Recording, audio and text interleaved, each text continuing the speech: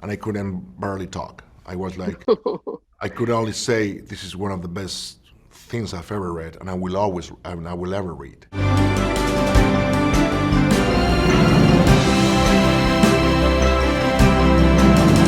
Why did you pursue this for 5 years so doggedly? Why this guy? Why this particular role? Well, I knew about it, like I don't know if it's 5 or 4 years ago, about the project before Aaron wrote it actually.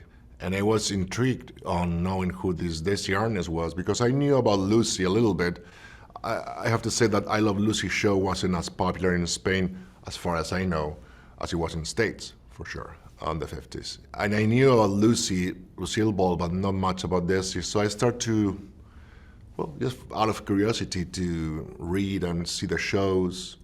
And I was mesmerized by the quality of his as a comedian, as a musician, as a producer, and as a husband that protects and deeply loved her, his wife, and wanted to protect her. And at the same time, as a representative of the Latin community into a world where being a foreigner wasn't as welcome as it may be today. Eventually, Aaron Sorkin was pulled into it and wrote the script. But what I guess what part of what interests me is that you would have been so attracted to this guy before you even read the script. You know, is it because there's so few roles of this juiciness that offer this much potential? Yeah. Absolutely, because there's a lot of humanity in it. There's a lot of different layers into his own way of approaching the different aspects of his life. There are so many colors into that life of such an iconic character that is like, how would that be to play him? It would be great. And also, I was very much in love with this energy of his. That is, I think, an energy of a man who didn't get stuck in his own drama. Like he will always overcome the major obstacles of his life, personally and professionally speaking, with a lot of sense of humor, and he won't get stuck in the suffering or in the mourning of it. And I like that energy. It's a very specific energy to play, that it's also kind of healing to oneself as an actor, because it gives you a lot of freedom. It gives you a lot of joy to do so. So then when you see the script, you see what Aaron Sorkin has done, this 3 week extraordinary, this 1 week thing with three different challenges that you had, your characters had to overcome. It's very rare when you read a script and then you start reading it and it's, as you call it, a page turner, but also you have to stand up because you get so excited, so organically, hooked into what the story is, the character, the situations, the dialogues. Like it's like your body's reacting to it in a physical way, like you are getting out of oxygen because you are so excited, you are so nervous, you are so anxious to say those words, to be in that skin. That happened with me like 3 or 4 times while reading the script, and then I have a Zoom and I couldn't barely talk. I was like, I could only say this is one of the best things I've ever read, and I will ever read. And thank you, at least for sharing and giving me the chance to read it and go through those beautiful words. Whether I do it or not, I would love to do it, but just having the chance to read this script is an experience as an actor, because it's so rich, it's so beautifully put together that it's a gift as a reader. And of course, Aaron doesn't like compliments. He's like, yeah, well, but let's talk about this. Let's talk about that. It's like, okay, I'm sorry, but it's like I just finished it and I cannot think about anything else that playing this role or being part of it. I get paid a fortune to do exactly what I love doing. They get their money's worth. Pictures up! I work side by side with my husband, who is genuinely impressed by me. And all I have to do to keep it is kill for 36 weeks in a row. Okay, let's go. You're operating on several different levels and playing several different character shades of this one guy. You're playing Desi Arnaz and Ricky Ricardo, and you're also playing the period romance back in the past when they fall in love, and then that's two different characters from what they are in the present. So you had to calibrate all of those things. Yes, and they are there presented on the script, and that's what makes you go super excited and trigger your imagination to one step farther. Like, there are so many to convey here that it would be a gift for any actor to play, but a poison gift, meaning the theory of it is very exciting, but when it comes to play it, when it comes to embody it, it's like, okay, now you have to do it. Now you have to create an organicity into those words that are masterfully put together. So all the differences on the colors that you were saying before are there on the page, are there on the story, and the only way that it came to my mind to approach them is to really put yourself and study and watch all those shows and hear all the audios. You are lucky because it's contemporary character, so you have a lot of material to follow, to chase, to be able to grasp, to grab, and then you listen to him and you understand a little bit better the soul within, what he wanted, what he was capable of doing, what was his shadows, what were his lights, and then you start to recreate your version of the character, which doesn't have to be the carbon copy of what he was. There's a scene at the club where I feel like it's all there in that one scene where you're in your element, you're doing your music, you've got the audience in your hand, and one night your wife comes to join you because she's missing you, and then it becomes about her. Yeah. And then on the way out, you're carrying her purse. Yeah. Exactly. That's it, right? Isn't that kind of the central moment that defines what happens between them in their marriage? Yes, and also yes, but also at the same time, I think he was okay with it in the sense that we all have our vanity and our ego, and he was a very impulsive, organic person that wanted to be in the spotlight, and he loved the spotlight for the good reasons, because he really believed in his own talent, and he wanted to share it and express it and make people enjoy it. But I think he was very aware that she would be the star of the show. She would be the one who will make the whole show be creatively rich, while he knew that he was the person behind trying to put the pieces together and protect her work, most of it all, and protect her creativity as being a producer. So, and in the movie, it's very well put together by Aaron again, how when we are talking about the creation of the show in the blocking rehearsal, he steps back and he leaves her command. But when we are in the office, I take the reins, I take the decisions, but always to protect the show, but most of it all to protect her. So I think he was aware of that. I don't think he was jealous or envious of that. He was kind of in peace with it. He would have loved to be more credited, sure, but it wasn't a huge drama for him, I don't think. It's interesting because we're going back to a period when, the mores of the time were so harsh on women, when people like Lucille Ball were not supposed to be as powerful as she actually was. Mm-hmm. And husbands and wives were supposed to have a different relationship to each other than they're allowed to have today. That's part of what this is about too, right? Absolutely. And in the show, in the actual I Love Lucy show, and it's said also in the script, most of the obstacles that she has to overcome are related to her husband's permission to say certain things. And that's very much implied in the show, because that's implied in the era, in the times, in the 50s. And they wouldn't even let anyone say the word pregnancy. Unbelievable. No. You can't have a pregnant woman on television. Why not? Because it's television. We come into people's homes. Pregnant women often vomit. I know I could any second. May I say something? Frankly, I can't If wait. Lucy Ricardo's pregnant, the audience's mind immediately goes to how did she get that way? Lucy and Ricky sleep in separate beds. We'll be pushing the beds together too. Oh, no. They both were very revolutionary in their own way. Together, as comedians and as entertainers and artists, but also they were put their feet on the sand, saying, "This is where I'm staying, and this is my ground, and I'll fight for it." And now it's very easy to say, but for Lucy to be able to be the woman that she became, you have to have a lot of courage and talent also to sustain it. And the movie shows that as well so beautifully. So she believes in him. She pulls him into the show. She pulls him into her orbit, and she pulls him into creating a home.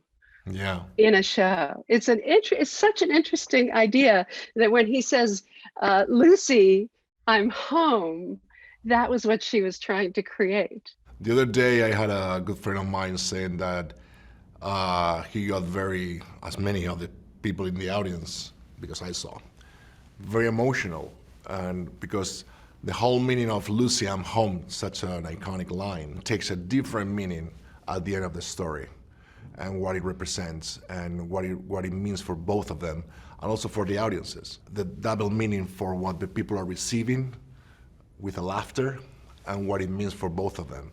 It's very heartbreaking, and it's heartbreaking because at the end of the day, the bottom line is that this is a love story, a story about two people that really madly love each other, but they couldn't stay together until the end of their days, even though they'll keep on loving each other.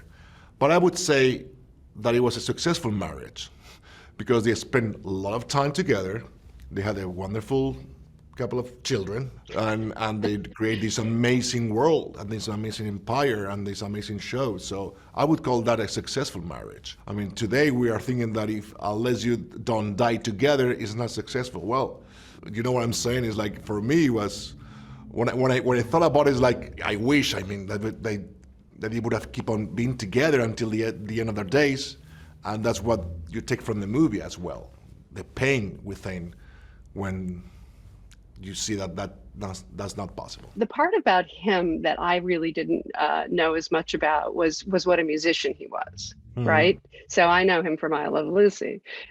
You had to convince Aaron Sorkin that you could do all of those things, or if you didn't know how to do them, learn them in time. Yeah. The bongos and the rumba and all that stuff, right? Yeah, and some of that I can do because I like very much drums. I don't consider myself a drummer at all, but I like drumming and I have certain rhythm for that. So the Babalu, which is an iconic number, I mean, it was his trademark as a singer and musician. That's what he brought from Cuba, directly from Cuba. His version of it was so popular here that it's a song and it's a number that it should be in the movie, but it wasn't, because Aaron was reluctant to make that number in the movie because it's kind of demanding, because it's the conga is the high pitch, is the high voice of Desi at the top of his lungs. I saw the number on YouTube. I knew that number by heart, and I said, we have to put this in because that's the sexual, sensual energy that is the base of Desi Arnaz energy. It's like it's the guts, is the blood, is the Cuban roots, like speaking and going through his body and shaking everybody in the audience in a different way, like they haven't seen before. We have to put that. And he said, okay, are you capable of achieving that? I said, no, but we have to put it on. Of course not, but we have to put it on. Let me work on this. And then I had this amazing drummer, conga player called Walfredo Reyes Jr., which has played with Santana. He's one of the best ever in history, teaching me this. And I'm such a huge fan of his that I was by Zoom like, oh my God, he's teaching me how to play this. Oh, wow. And then I have Fiona, which is a coach, singing coach from London, doing Zooms constantly. And we got it with work. I mean, you always need time and work to get anything. There's no magical. there's no magic. It's about time and work. You and Penelope Cruz are a two show business family, and you come from a show business family all the way back to your grandparents.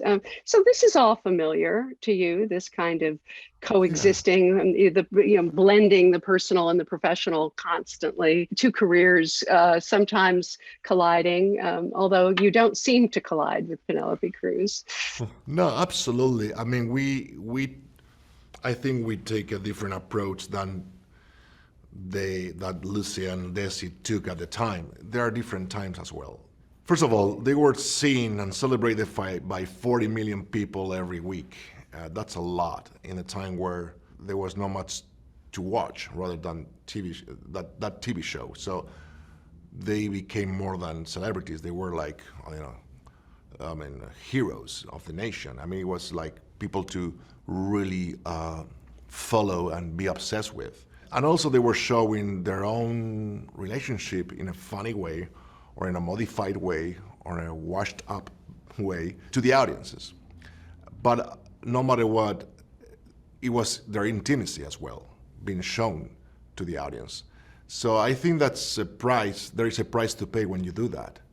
And I think part of the struggle that they had is that how to convey that and how much of fiction and reality get mixed into that. And the story speaks about that. I mean, that's Lucy and Ricky, and then behind them there are these two people that are real people going through a real marriage, and which most of the time is quite the opposite of what the people were celebrating. You had to fit this in while you were doing The Little Mermaid, right? Absolutely, yes. So I understand that was going on for like years, The Little Mermaid. Yeah. What was that like? I mean, going from King Triton. I was shooting The Good Boss, the Spanish movie that is now actually the Spain's entry for the Oscars as an international movie. When I heard that the project was happening and that there was some interest in me, and I was like very intrigued and excited. Then I jumped into the Little Mermaid, and then they told me that if I wanted to play Desi, which I said, of course. But that would happen in a hiatus of the Little Mermaid. I will have a month to prepare, 6 weeks to shoot in Los Angeles. So it was a very fast research and preparation for me to jump into Desi. It was crazy fast for me. To a point where I was so scared and so insecure and so obsessed with, I'm not gonna be able to make it, that I talked to Aaron, and Aaron said, no, you're fine, you're good, don't worry. And the first thing he said, and Nicola has been saying this because it's true, is that he made sure that we understood that this is not a carbon copy. He doesn't want us to imitate them. He wants the soul and the heart and the breathing, real organic people that they were. And then we'll do the show, some glimpses of the show where they were playing those characters. That gave me a lot of relief, like, okay, I don't have to create the exact person or the exact character that he created on the I Love Lucy episodes. Grandpa Fred was wrong, Lucy! Yes, he didn't tell you the part where they throw your father in prison for the crime of being the mayor of a city. I was chased to this country, Lucy! Believe me, you checked the wrong box. It was basic that when we were playing the episodes that they were really well portrayed, because that will make you understand that, yes, that's covered. But let's take a look at what people don't usually see, which is behind the scene, kind of the relationship behind the scenes. So I guess you and Penelope were competing for the Spanish Oscar entry on some level. Yes. Because she had Parallel Mothers, the Almodovar, and you had yours, and yours the one that you won. I mean, what was it like that day? At home? Yes.